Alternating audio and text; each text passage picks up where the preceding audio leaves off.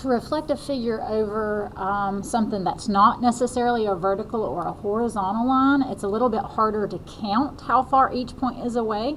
And so we do have a different strategy to reflect things over lines that are not vertical or horizontal, okay? So like for instance, in this example, it says reflect the triangle ABC in the line y equals x. So that means you're taking this triangle that you see pictured here and you're flipping it over this line, okay? So to do that, what we did in class is we actually learned how to go to a separate piece of graph paper and find the rule first. And that way, it actually makes reflecting it a little bit easier, okay? So the steps that you're going to take whenever you have to reflect something over a line that's not vertical or horizontal is the first thing is you're going to write the original coordinates down. So what we're going to do is go up here and find what the original coordinates are.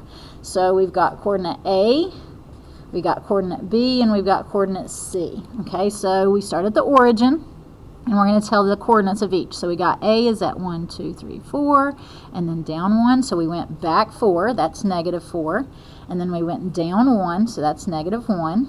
And then B is at 1, 2, 3, and then down 1. So we went right 3 and then down 1. And then C is at, 1, 2, 3, and then 1, 2, 3, 4, 5, 6, 7. So we went right 3 and then up 7. Okay, so those are the original coordinates. After that, you are actually going to find the rules that we had practiced the other day. Okay, so to find the rule, you remember you go to a separate piece of graph paper. So I have a separate piece of graph paper here, and you're going to graph whatever line they tell you to flip it over. So we have to graph the line y equals x. So remember what we talked about the other day. That's in slope-intercept form. And so if you kind of think about, remember your m is your slope. So that's your rise over run, how much you go up or down, and then left or right. And then your B is your y-intercept, it's where it crosses the y-axis. So if I'm looking at y equals x, the slope, the number in front of that is a 1, and then there's not a number being added or subtracted, so that's like adding 0. So the y-intercept is 0, so it starts at 0, and then the slope is like a 1 over 1, so that means we go up 1, rise over run, so up 1 and right 1. So from that point, we go up 1 and right 1, and that, as we kind of go, is our line. So this is our line in this direction, and then to go the other way, you do the opposite. So we're going to go down 1 and left 1. So this is our line that we're flipping the figure over. So you start by graphing the line. And then what you actually do is use a point that is easy to kind of tell what happens when we flip it over. Because your goal is to figure out, in general, what is going on when you flip coordinates over this line. So the point that we used that was kind of a good point to find what's going on is the point 3, 5. You don't necessarily have to use that point. It's just a good point that's easy to reflect over that line. So we're going to graph the point 3, 5. 1, 2, 3. 1, 2, 3, 4, 5. And we are going to flip that point over that line. So remember, when you reflect the line, you count directly towards the line. So it's like one diagonal away from the line. So to flip it over it, you go one diagonal on the other side. So that point ends up over here. So 3, 5 ended up right there. Well, what's the coordinate of that point? Well, it's at 1, 2, 3, 4, 5, and then 3. So 5, 3. That's where that one ended up. So once you get the point and you figure out where it goes or where it ends up after you reflect it, that's actually what you're going to use to tell the rule. So remember, the rule is what in general happened to your x's and y's. So if you look, 3, 5 ended up being 5, 3. Well, what do you notice about the x's and the y's? And then hopefully you realize that the x value and the y value actually switched places. And so that is actually the rule for reflecting something over y equals x, is the x and the y's will flip. So how do you write that? Well, to find the rule, well, in general, we had our x and y value, And what happened to them? Well, they flip-flopped. So the y ended up at the first part, and then the x ended up at the second part. So once you find the general rule for reflecting over something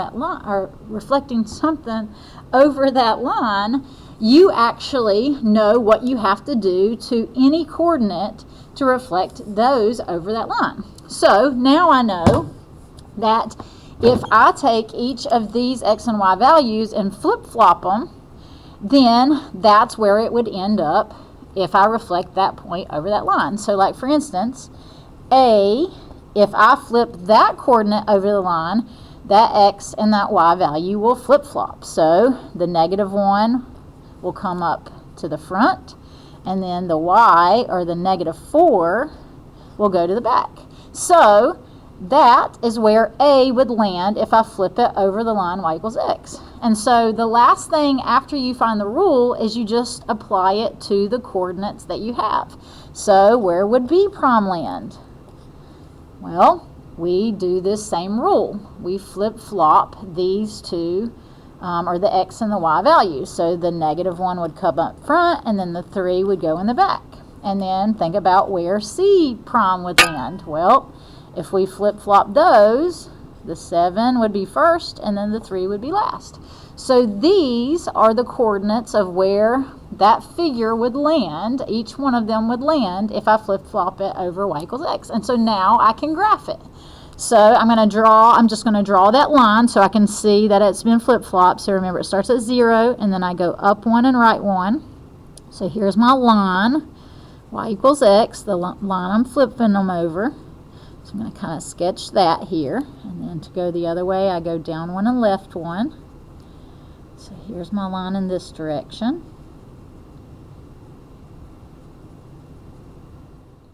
Okay, and so my coordinates, A actually ended up at -1, -4. So -1, -4 would be 1, 2, 3, 4 right there. B prime would be at -1, 3. So -1, 3 would actually end up right here. So that's B prime, and then this one was A prime. And then C prime ended up at 7, 3. So let's see, 1, 2, 3, 4, 5, 6, 7. And then up 3, 1, 2, 3 would be right there. So that's where C prime lands. And let's connect them so that we can form our triangle. And when we're done, it should look like that triangle has been flipped over the line y equals x. And notice the B landed kind of opposite of where it was. The C ended up landing opposite of where it was. Same thing with the A. So that is what the figure would look like if we reflected it over that line. Okay, so let's do another one. Let's say in number 5, they tell us to take this triangle and reflect it over the line y equals -x. Okay, so same steps as before. We're going to take our coordinates and we're going to write them down. So we have D, E, F. So we're going to write our coordinates down. So let's see. D is at 1, 2, -2, 1, 2, 3, 4. So -2, 4. E is at 1, 2, 1, 2, 3, 4, 5. So it's at 2, 5. And then F is at 1, 1. So we are going to take that coordinate and we are going to flip it over the line y equals -x. Okay, so after you get the original coordinates written down, you have to figure out what to do to these to figure out what happens when it flips over. So that's where you have to go to that side graph, or like a little graph on the side, and find the rule. So you start by graphing the line we're flipping it over. So we're flipping it over y equals -x. So kind of think about what I talked about here. This one's also in slope-intercept form. So if you need to write down slope-intercept form so you can see what it matches up with, we got the line y equals -x. So think about it. The number in front of the x is the slope. So my slope here would be -1 over 1. And then notice there's not a number being added or subtracted. So that's like adding a 0 again. Okay. So if we are graphing that line, it starts at 0 on the y-axis. So it starts right there. And then the slope is -1. So that means down 1. and then positive 1, so rise over run, so that means down 1, right 1. So from this point, we go down 1 and right 1 to graph this line. So I'm going to keep following that pattern and graph my points as I go, and then you'll see that that line kind of forms. And then if I wanted to go the other way, you do the opposite. So I go up 1 and left 1. Okay, and then you can graph your line. So this is the line that we're having to reflect that triangle over. Okay, so from here, again, we're trying to get the rule. This is why we're kind of on a side graph, is we're using this graph to find the rule. What in general happens when you reflect stuff over this line? Well, again, that point that's kind of easy to see is 3, 5, so we're going to use that point again. So we got 1, 2, 3, 1, 2, 3, 4, 5. And so we're going to see what happens when I flip this point over it, and then I'm going to kind of apply that to the coordinates that I have in my actual problem. Okay, so this one's a little bit harder. So if you need to kind of see, so if you need to like line it up so you can see specifically how many, because these are going to be diagonals because it's kind of hitting it at a diagonal. Notice I can line up my card or just the edge of a piece of paper. I line it up with the line I'm flipping it over, and then I kind of line it up with my point that I'm flipping. So if you look closely, it's got 1, 2, 3, 4 diagonals. So it's 1, and you can actually kind of draw it in so it's easier to see. So we got 4 diagonals to get to the line. So if I go on the other side, I'm going to count 1, 2, 3, 4 diagonals on the other side, and then that's where my point would land. So if it helps you to kind of draw to see it a little bit better, you can. And now that's where my point lands. So now I have to figure out what's the coordinate of it. So we got to go, let's see, 1, 2, 3, 4, 5. So that's -5 and then down 3. So it ends up at -5, -3. Okay. So just like you did before, now I'm going to look. Okay, so my 3, 5, that's where it originally was. It ended up landing at -5, -3 when I flipped it over that line. Well, what in general happened to my x's and y's? Well, it did look like they switched or they flip-flopped like in the other one, but notice they also changed signs. So that means if I want to reflect something over the line y equals -x, I have to not only flip-flop the x and y, but I also have to change the signs. Okay, so that is my general rule. So if we wrote it in general, the rule would be I have to take my x's and my y's, and I'm going to flip-flop them so that y and the x will flip-flop. But then I also have to show that the signs have changed, you put a little negative in front, and that'll remind you, hey, I also have to change the signs of both. So now we can apply it to my coordinate. Okay, so if I know I have to flip-flop and change the signs, well, where would D prime land? Well, if I flip-flop them, the 4 would come up here, and then the -2 would go behind, but then remember, you also have to change the signs. So that means that that 4 will now be negative, and then that 2 will now be a +2, okay? And so if it's a +2, you don't really have to put the sign. So the coordinate of D prime would end up being at -4, 2. And so then where would E prime land? Well, I got to flip-flop them and change the signs. So think about, where would E prime land? Well, if I flip-flop them, the 5 would come up here, and the 2 would go in the back. And then if you change the signs, they're both positive, so they both become negative. All right, so then what about this last one? Well, if I flip-flop them, I can't really tell the difference because it's the same number, but you also have to change the sign. So this would technically be -1, -1.